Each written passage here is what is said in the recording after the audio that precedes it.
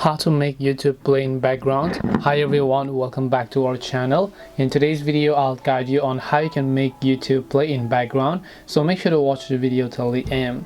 To make YouTube play in background, it's very simple, but for this you need to have YouTube Premium. So if I open up YouTube over here, you can currently see that I actually have a premium subscription over here.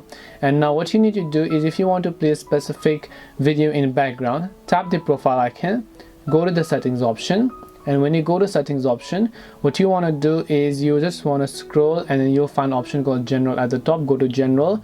Over here, make sure to turn on picture in picture. Once you've done that, what you want to do is long press the YouTube app icon here, tap the I button. Once you tap the I button, you can simply go to this option known as picture in picture and make sure that it is set to allow.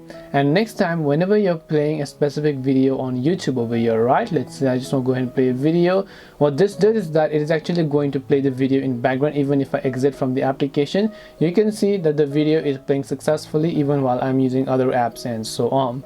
So this way I'll be able to make YouTube play in the background. Hope this video is very helpful. If you have got any more questions, feel free to leave them down below. Thank you for watching till the end of the tutorial, and see you soon in the next video.